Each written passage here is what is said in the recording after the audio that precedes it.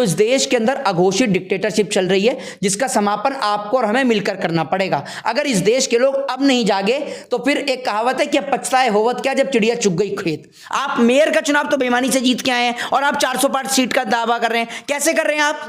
ये मोदी की रैली में 100 रुपए के भाड़े के किराए के लोग जाने वाले ये कह रहे हैं कि 5000 का सिलेंडर हो जाएगा तो मोदी को ही वोट देंगे। तुम्हारी औकात 100 रुपए 500 रुपए की है जो तुम मोदी की रैली में भीड़ में जाते हो। तो गली मोहल्ले का क्रिकेट खेलने वाला बच्चा अमित शाह के बेटे जय शाह को 6 गेंद में 6 बार आउट करेगा, जो आज बीसीसीआई में चेयरमैन बन के बैठा हुआ है। और आप क्या कह रहे हैं कि मोदी को वोट नहीं देंगे तो देश में रहने नहीं देंगे।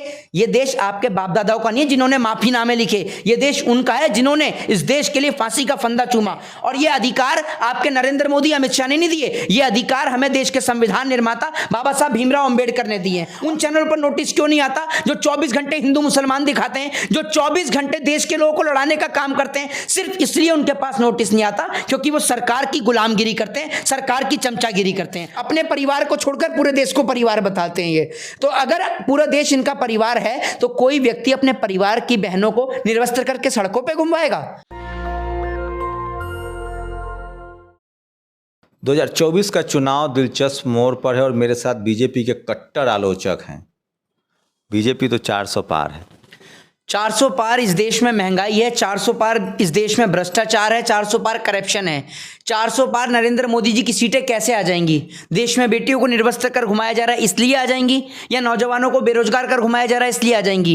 कैसे आएंगी नरेंद्र मोदी की 400 पार सीटें? और जब ये लोग इस तरीके की बातें कहते हैं तो मुझे एक तरीके से मजाक लगता है कि 400 पार सीटें कैसे आ जाएंगी, किस तरीके से आ जाएंगी, जरिया क्या है 400 पार सीटों का? और आपको पता कैसे कि 400 पार सीटें आ जाएंगी? आज से पहले इतनी बड़ी पार्टियां देश के ऊपर राज करके गई हैं, लेकिन कोई पार्टी आज तक ये दावा नहीं करके आ पाई कि हमारी इतनी सीटें आएंगी। बीजेपी कैसे कह देती है कि 400 पार सीटें आएंगी? आपकी औकात एक छोटा सा मेयर का चुनाव जीतने की नहीं है, आप 400 पार सीटें लेके आएंगे? आप मेयर का चुनाव तो बेईमानी से जीत के आए हैं और आप 400 पार सीट का दावा कर रहे हैं। कैसे कर रहे हैं आप? ये तो बताइए आप मुझे, कैसे आएंगी? क्या है 400 पार सीट का दावा? और दूसरी बात ये कि भारतीय जनता पार्टी से वित्त मंत्री हैं निर्मला सीतारमण, उनके हस्बैंड का कहना है कि इस बार के चुनाव के बाद देश में चुनाव ही नहीं होगा। आप एक बात सोचकर देखिए कि देश किस ओर अग्रसर हो रहा है। देश तानाशाही की ओर अग्रसर हो रहा है सीधे तौर पर। इससे पहले भारतीय जनता पार्टी के एक नेता ने कहा कि अगर हमारी सरकार दोबारा आएगी तो हम इस देश का संविधान बदल देंगे। संविधान बदलना क्या बच्चों का खेल है? संविधान इस देश की आत्मा है और अगर आत्मा को शरीर से निकाल दोगे तो शरीर जीवित नहीं रहेगा। तो इस देश के लोगों की आत्मा है इस देश का जो संविधान है, और ये संविधान को बदलने की बात कर रहे हैं। जिस तरीके से आपको याद होगा कि एक पत्रकार था जिसने मिड डे मील की पोल खोलने का काम किया कि मिड डे मील में बच्चों को जो है नमक तेल रोटी दी जा रही है, तो उस पत्रकार के ऊपर एफआईआर हो जाती है। फिर उसके बाद में लोगों ने पोस्टर लगाए कि अब की बार मोदी सरकार को लेकर जो पोस्टर लगाए उनके ऊपर एफआईआर दर्ज हो गई। तो आप एक बात मुझे बताइए कि इस देश में तानाशाही नहीं चल रही तो क्या हो रहा है? इस देश में सीधे तौर पर डिक्टेटरशिप इस देश में चल रही है। पाकिस्तान और चीन थर-थर कांप रहा है। अरे पाकिस्तान और चीन थर-थर कैसे कांप रहा है? पाकिस्तान का मुद्दा तो उठता ही चुनाव के समय पे है। अभी इस देश में कोई चुनाव नहीं था तो पाकिस्तान का मुद्दा नहीं उठा था। अभी इलेक्शन आ गया तो पाकिस्तान का मुद्दा वापस से उठने लग गया। और आप चीन की बात करें, चीन ने जो हमारी जमीन को कैप्चर कर रखा है, आए दिन जमीन का नाम बदलता रहता है। प्रधानमंत्री लाल आंख दिखाना तो दूर की बात, चाइना का नाम लेने से डरते हैं। आप नौकरी कह रहे हैं, राम मंदिर बन गया। नौकरी चाहिए कि राम मंदिर चाहिए युवाओं को? लो अभी एक महिला कह रही थी कि 500 रुपये पेट्रोल और 5000 का सिलेंडर भरवाऊंगी, आएगा मोदी। ये वो लोग हैं जो कहते हैं कि क्या कहते हैं 5000 रुपए का पेट्रोल हो जाए चाहे 11000 रुपए का आटा हो जाए, हम मोदी को ही वोट देंगे। ये मोदी की रैली में 100 रुपए के भाड़े के किराए के लोग जाने वाले ये कह रहे हैं कि 5000 का सिलेंडर हो जाए तो मोदी को ही वोट देंगे। तुम्हारी औकात 100 रुपए 500 रुपए की है जो तुम मोदी की रैली में भीड़ में जाते हो। तुम क्या बात कर रहे हो? इस देश के अंदर ये लोग ऐसे लोग हैं कि अगर 500 रुपए का क्या 5000 रुपए का अगर जिस दिन सिलेंडर हो गया सबसे पहले ये सड़कों पर उतरेंगे। इनकी हालत तो वो है, इनकी औकात सरकार का 5 किलो राशन खरीदने की नहीं है। 150 रुपए में, मात्र 5 किलो राशन की कीमत 150 रुपए है और 150 रुपए में सरकार इनसे वोट ले रही है। तो मैं देश के नौजवानों को बोलना चाहता हूं कि अब की बार फ्री का राशन नहीं, रोजगार चाहिए ताकि रोजगार से हम राशन खरीद सके। देश के नौजवानों को आज की डेट में जागने की जरूरत है। एक बात आप मुझे बताइए, जब इस देश के अंदर इस देश के नौजवान डॉक्टर बने तो देश ने हेल्थ में तरक्की करी। जब इस देश के नौजवान इंजीनियर बने तब इस देश ने इंजीनियरिंग में तरक्की करी। जब इस देश के नौजवान वैज्ञानिक बने तब इस देश के वैज्ञानिकों ने चंद्रयान भेजा। तो एक बात मुझे बताइए, हर जगह युवाओं की बात करी जाती है, तो देश की राजनीति में कितने % युवा हैं, जरा आप ये बताइए ना, कितने % युवा हैं? ये 60-60 साल की उम्र के लोग जिनसे ठीक से चला नहीं जा रहा, इनकी कब्र में हड्डियां पड़ी हुई हैं, टांगे पड़ी हुई हैं, ये देश की राजनीति में बैठे हुए हैं, जिन्हें राजनीति का राह नहीं जानते, सिर्फ 2 ही चीजें जानते हैं, हिंदू मुसलमान मंदिर मस्जिद। ये नरेंद्र मोदी जी की उम्र देख लीजिए कितनी हो रही है। एक और तो नौजवानों की बात करते हैं, दूसरी ओर मोदी को देख लीजिए ना आप, अमित शाह को देख लीजिए। भैया जिस देश के अंदर जिनके पिताजी गृह मंत्री होंगे उन्हीं का बेटा बीसीसीआई में जा सकता है। अमित शाह के बेटे जय शाह के पास क्या क्वालिटी है कि जो अमित शाह के बेटे हैं वो, बस यही तो एक क्वालिटी है। और क्या क्वालिटी है? उसने कभी क्रिकेट खेला हो या कभी किसी एकेडमी में वो किसी बच्चों को ट्रेनिंग देने गया हो? कोई क्वालिटी नहीं है, जीरो क्वालिटी है। मैं आपसे कह रहा हूं, एक गली मोहल्ले का क्रिकेट खेलने वाला बच्चा अमित शाह के बेटे जय शाह को 6 गेंद में 6 बार आउट करेगा। ये बात मैं दावे के साथ कह रहा हूं, जो आज बीसीसीआई में चेयरमैन बन के बैठा हुआ है। तो ये इस देश के अंदर आप ये सोच लीजिए, उसके पास कोई क्वालिटी नहीं है। सिर्फ एक क्वालिटी कि उनके पिताजी इस देश के गृह मंत्री हैं, और कोई क्वालिटी नहीं है। क्या बात कर रहे हैं? नहीं, आप बता दीजिए, आप अगर आपके आस पड़ोस में रहे हो तो आप बता दीजिए ना, क्वालिटी आप गिनाइए। और जिस देश की सरकार देश के पत्रकारों से डर रही हो, जो 24 घंटे मोदी की चापलूसी कर रहे हैं, उनको तो मोदी सरकार कुछ नहीं बोलती, उनको तो बल्कि प्रमोशन दिया जाता है। अभी नेशनल दस्तक जैसे आपका चैनल है, नवीन कुमार जी का आर्टिकल 19 चैनल है, सरकार उनको नोटिस भेज रही है, यूट्यूब से उनके नोटिस आ रहे हैं चैनल बंद करने के। तो सरकार डर नहीं रही है तो क्या हो रहा है? एक और मोदी जी का वादा, पूरे विश्व में डंका बज रहा है, अंधभक्त चिल्ला रहे हैं, और मोदी हमारे देश के जो यूट्यूब चैनल है उनसे घबरा रहे हैं। तो इस देश के अंदर अघोषित डिक्टेटरशिप चल रही है, जिसका समापन आपको और हमें मिलकर करना पड़ेगा। अगर इस देश के लोग अब नहीं जागे तो फिर एक कहावत है कि अब पछताए होवत क्या जब चिड़िया चुग गई खेत। ये पूरा का पूरा देश बिक जाएगा। साल 2027 तक ये देश आर्थिक दिवालिया घोषित हो जाएगा। फाइनेंशियली और इकोनॉमिकल कंडीशन हमारे देश की पूरी तरीके से बेकार है। देश का पैसा लूट लूट कर विदेश में भेजा जा रहा है। आज एक बात मुझे बताइए, देश में आप सुबह उठते हैं, सुबह उठते ही सबसे पहले ब्रश उठाते हैं, ब्रश करते हैं, ब्रश करने से लेकर रात को सोने तक आप कम से कम 50 तरीके के हर चीज पर टैक्स पे करते हैं। लेकिन वो टैक्स का पैसा जा कहां रहा है? ये सबसे बड़ा सवाल है कि वो टैक्स का पैसा कहां जा रहा है, पूरा देश जानना चाहता है। आपने इलेक्ट्रल बॉन्ड के नाम पर पैसा लिया, वो पैसा कहां गया किसी को पता नहीं चला। आपने जीएसटी लगाई, जीएसटी का पैसा कहां गया किसी को पता नहीं चला। नोटबंदी आपने करी, नोटबंदी से जो प्रॉफिट हुआ वो देश को आज तक पता नहीं चला कि नोटबंदी से देश में कितना काला धन आया। इससे पहले सरकार जो बेरोजगारी का डाटा दिया करती थी, अब बेरोजगारी के डेटा आने बंद हो गए, बेरोजगारी का डेटा ही नहीं पता चलता। इतना बैनर पोस्टर कहाँ से लग रहा है? इतना जगह जगह प्रचार, सरकार प्रचार नहीं करेगी? ये एक बात आप मुझे बताइए, यही तो मैं आपको बता रहा हूं कि जो बैनर पोस्टर लग रहा है, बैनर पोस्टर में भी इतना पैसा नहीं जा रहा। ये पैसा जा रहा है नेताओं की खरीद फरोख्त में। और उसके बाद जो उद्योगपति जो भगोड़े देश से पैसा लेके भाग रहे हैं, ये पैसा ना नरेंद्र मोदी का है ना गृह मंत्री अमित शाह का है। ये पैसा इस देश की गरीब जनता का है, जो अपनी खून पसीने की कमाई से सरकार को टैक्स पे करती है, और सरकार उस पैसे को भगोड़ों को देकर इस देश से फरार करवा देते हैं। मोदी का विरोध राष्ट्र का विरोध है, राष्ट्र विरोधी है यहाँ है। मोदी से पहले क्या राष्ट्र नहीं था? और मोदी का विरोध आप राष्ट्र का विरोध कैसे बता देते हैं? एक बात आप मुझे बताइए, मोदी का सांसद कह रहे हैं कई जगह विरोध, वोट नहीं दोगे तो रहने नहीं देंगे। आप कैसे रहने देंगे? मैं नहीं देता मोदी को वोट, आप रहने नहीं दोगे? ये देश हमारा आपका सभी का है। इस देश में ये नहीं है कि नरेंद्र मोदी से ये देश चलेगा, नरेंद्र मोदी से पहले भी ये देश था। और आप क्या कह रहे हैं कि मोदी को वोट नहीं देंगे तो देश में रहने नहीं देंगे?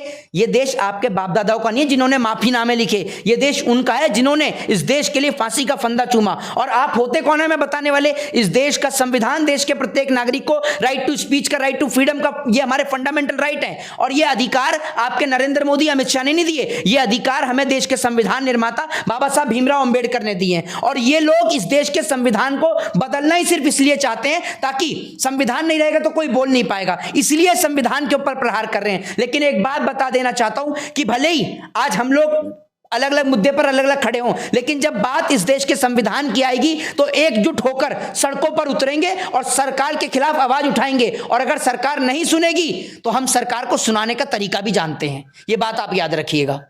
लेकिन टीवी अखबार क्यों कह रहा है 400 पार? टीवी अखबार ने क्या ले रखा है? वो तो सही, टीवी अखबार ने क्या ले रखा है? टीवी अखबार ने तो सब कुछ ले रखा है। ये आपको क्या लगता है? ये ईडी के, सीबीआई के छापे, ये जो नेताओं के घर पड़ रहे हैं विपक्ष के, ये सबसे पहले पत्रकारों के यहां पर पड़ जाएं तो आधे से ज्यादा देश का काला धन निकलकर सामने आ जाएगा। ये कल तक चलने वाले पत्रकार जो ओला उबर से आया करते थे, आज ऑडी मर्सिडीज में आ रहे हैं, अपने खुद के चैनल चला रहे हैं। कहां से आ रहा है ये पैसा? इसका इनकम ऑफ सोर्सेज क्या है? कभी जानने का प्रयास किया है? ये इनकम ऑफ सोर्सेज कुछ नहीं है, आप मोदी जी की दलाली करो, मोदी के आगे सरेंडर हो, मोदी के आगे नतमस्तक हो, तो आपको सरकार प्रमोशंस देगी, सरकार आपको राज्यसभा भेजने का काम करेगी, आपके नए नए चैनल्स बनवाएगी, आपके स्टूडियोज बनवाएगी, यही करेगी सरकार।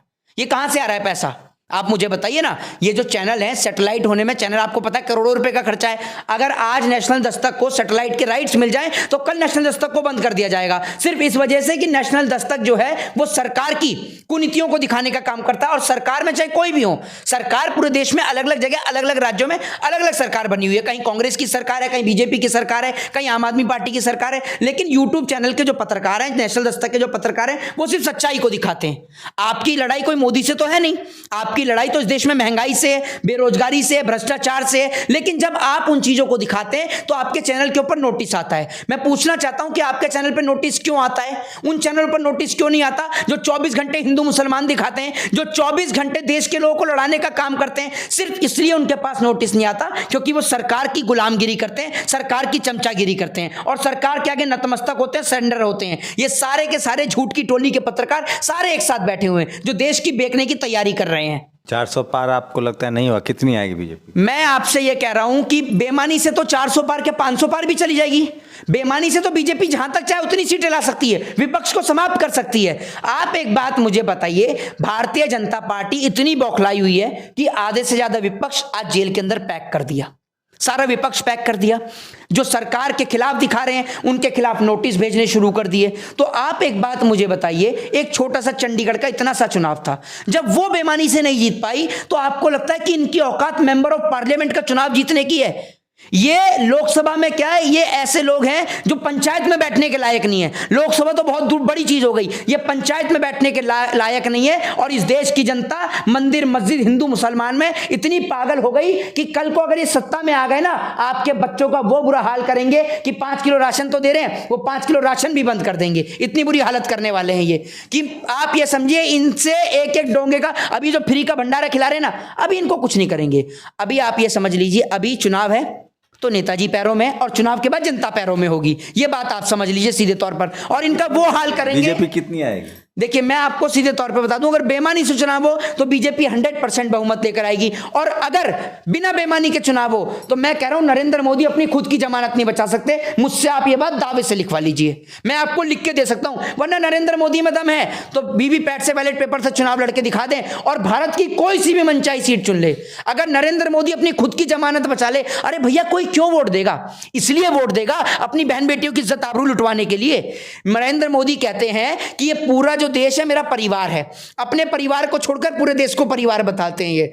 तो अगर पूरा देश इनका परिवार है तो कोई व्यक्ति अपने परिवार की बहनों को निर्वस्त्र करके सड़कों पे घुमवाएगा? आप मुझे बताइए ना, कोई व्यक्ति अपने देश के किसानों को कहा है? अमित शाह वहां मीटिंग कर रहे थे, कार्रवाई हो रही। तो कार्रवाई तो आपकी कब से हो रही है? अगर कार्रवाई आपकी होती तो हाथरस की बेटी को इंसाफ मिल गया होता, उत्तराखंड की बेटी को इंसाफ मिल गया होता। आपकी कार्रवाई सबको पता है कैसी है। इनकी कार्रवाई ठीक वैसी है कि नीरव मोदी आ रहा है, जैसे नीरव मोदी लंदन से पैदल आ रहा है ना, ऐसी इनकी कार्रवाई भी हो रही है। आज तक किसी भी कार्रवाई का आप मुझे रिजल्ट बता दीजिए कि मोदी सरकार की कार्रवाई का रिजल्ट ये सबके सामने है। कार्रवाई सिर्फ एक जरिया है बात पर पर्दा ढकने के लिए। आज तक बीजेपी के राज में कोई भ्रष्टाचारियों पर तो कार्रवाई हो रही है, ईडी सब छापे मार रहे हैं जेल। हाँ, कितनी तगड़ी कार्रवाई हो रही है। ये हेमंत सोरेन, जो हेमंत विश्वा शर्मा, कल तक जो ये बीजेपी के अंदर नहीं था, कांग्रेस में था, हेल्थ मिनिस्टर था कांग्रेस से, तब तक ये भ्रष्टाचारी था। आज बीजेपी ज्वाइन करी तो बीजेपी ने इसको मुख्यमंत्री बना दिया। अजीत पवार भी आप कह दीजिए बीजेपी में नहीं है, मुख्यमंत्री बना हुआ है। सबसे बड़े घोटालेबाज। बीजेपी 2 ऑप्शन देती है, या तो हमारी पार्टी में आ जाओ या फिर जेल चले जाओ। ये सीधे तौर पर आप समझ लीजिए। तो ये जो पैसा हो रहा है ना, इस पैसे का दुरुपयोग हो रहा है। ये सारा ये पैसा जा कहां रहा है? ये पैसा इन्हीं की खरीद फरोख्त में जा रहा है। ये नेताओं के बच्चे, सबके बच्चे विदेश में पढ़ रहे हैं और यहां पर पागल बनाते हैं जनता का कि हिंदू खतरे में। कोई खतरे में नहीं है। खतरे में तुम्हारी नौकरी, तुम्हारा रोजगार और तुम्हारे बच्चों का भविष्य है, जो तुम बेड़ा गर्क कर रहे हो।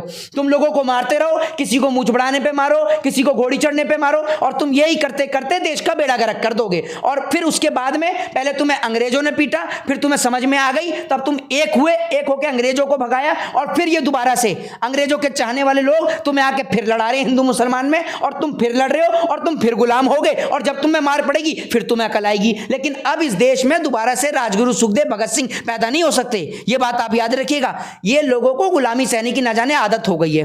अब आप एक बात मुझे बताइए, ये नेता हमारे और आपके नौकर हैं, ये इनको फूल मालाएं पहना रहे हैं, क्यों पहना रहे हो भैया? आप मुझे ये बताओ ना, इनके पास में है क्या? ये ऐसे हैं कि इनके पास काम कराने के लिए चले जाओ तो मिलने के लिए हमें इनसे समय लेना पड़ता है, जबकि इन्हें हमसे समय लेना चाहिए। अब की बार अपना वोट बहुत सोच समझ के दीजिएगा, वोट बहुत कीमती होता है। आपका वोट आपके बच्चों का भविष्य। टीवी अखबार वाले झूठ बोल रहे हैं कि 400 पार। एक बात आप मुझे बताओ, ये चैनल हैं किसके? चैनल अंबानी के हैं, अडानी के हैं, भारतीय जनता पार्टी के राज्यसभा सांसद सुभाष चंद्रा के हैं, चैनल ही तो इनके हैं। आप मुझे बताओ ना, एक पत्रकार का काम होता है निष्पक्षता को प्रदर्शित करना, लेकिन जब पत्रकार बिक जाए इस देश के अंदर तो पत्रकारिता कहां जीवित बची है?